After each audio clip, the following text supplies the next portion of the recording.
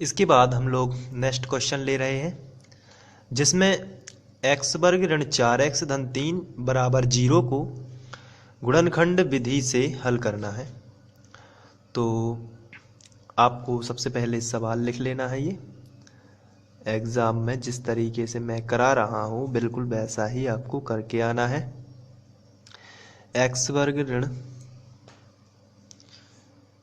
4x धन 3 बराबर 0। तो आपने ये लिख लिया। इसके बाद आपको इसके गुणनखंड तोड़ने हैं। तो बिल्कुल ही सरल है। आपको करना क्या है, सबसे पहले लास्ट वाली संख्या का पहले यहाँ गुणा कर देना है एक्स वर्ग के गुणांक में। तो यहाँ तो एक्स वर्ग का गुणांक कुछ नहीं है तो 1 माना जाएगा। तो 3 एकम 3 हो गया और 3 एकम 3 आपने कहीं भी रफ में साइड में लिख लिया। आपको वहाँ नहीं लिखना है, रफ में कहीं भी लिख लिया 3।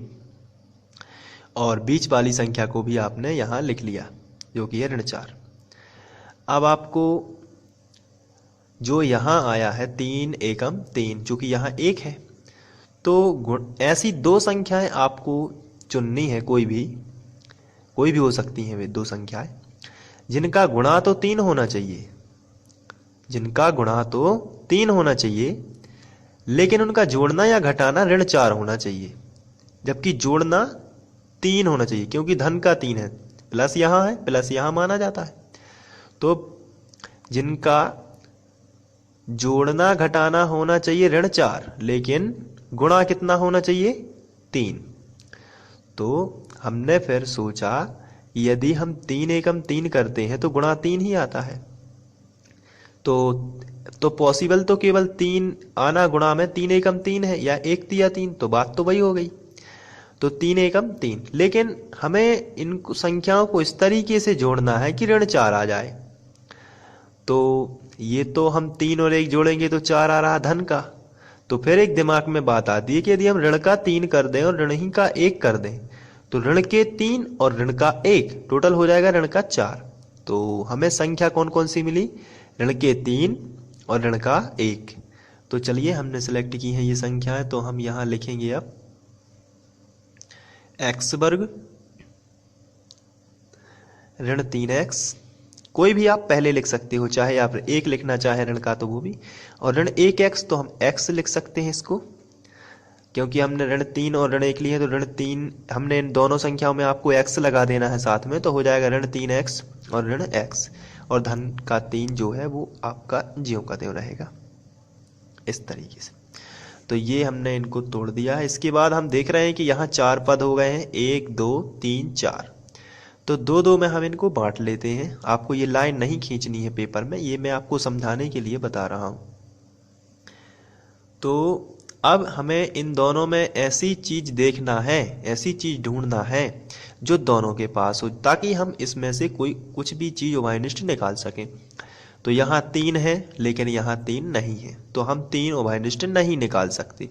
लेकिन यहाँ x है, यहाँ भी x है, तो हम x निकाल सकते हैं। लेकिन क्वेश्चन है कि क्या हम x वर्ग निकाल सकते हैं, तो आंसर है नहीं, क्योंकि इसके पास तो x वर्ग है ही नहीं।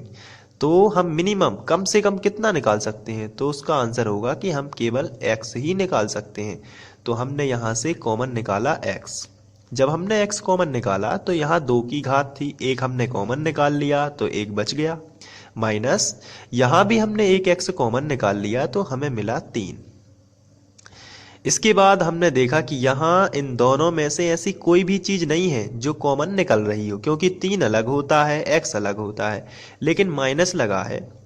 तो जब भी आपको माइनस लगा हो आगे तो आप माइनस के केस में -1 को निकाल सकते हैं कॉमन, और प्लस के केस में भी आप प्लस निकालेंगे। लेकिन जब माइनस कॉमन निकालते हैं, क्योंकि हमें कुछ ना कुछ तो कॉमन निकालना है, तो जब कुछ भी कॉमन ना हो तो आप 1 निकाल सकते हैं।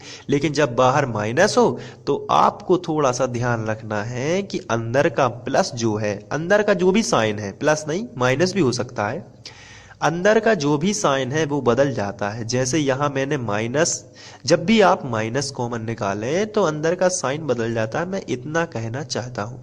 तो यहाँ जो x धन 3 लिखा है, क्योंकि माइनस एक कॉमन निकालने से कभी भी यहाँ कोई फर्क नहीं पड़ने वाला है, लेकिन माइनस को साथ में कॉमन भी निकाला है क्योंकि माइनस था यहाँ, तो थोड़ा सा साइन बदल जाएगा अंदर का, यानी कि ये धन का है तो ये ऋण का हो गया, यहाँ आपको 3 मिल जाएगा, बराबर आपको 0 ही लेना है। आपको ये समझ में आ रहा होगा। आगे बढ़ते हैं। यहाँ 1 से 2 कोष्टक है, 1 से दिख रहे हैं आपको 2 कोष्टक है, इसलिए आप इनको कॉमन निकाल सकते हैं, तो ये बाहर आ जाएगा और जो बचेगा वो है x ऋण 1, बराबर में आपका 0 मिलेगा। अब आपको बिल्कुल ही यहाँ से सरल हो जाएगा, इसके बराबर 0 कर देना है और इसके बराबर भी 0 कर देना है, यानी कि आप x ऋण 3 बराबर 0 कर दीजिए और बीच में आपको लिखना है या x ऋण 1 बराबर 0 कर दीजिए। इसके बाद आगे बढ़ो और यहाँ से आप पक्षांतर कर दो, x ऋण का 3 इस तरफ आ जाएगा तो धन का 3, या x ऋण का 1 इस तरफ चला जाएगा तो धन का 1, और 0 गायब हो जाता है। तो हमें जो 2 मूल मिल रहे हैं या 2 गुणनखंड मिल रहे हैं तो हम लिखेंगे आता है x बराबर 3 और 1 दिए गए वर्ग समीकरण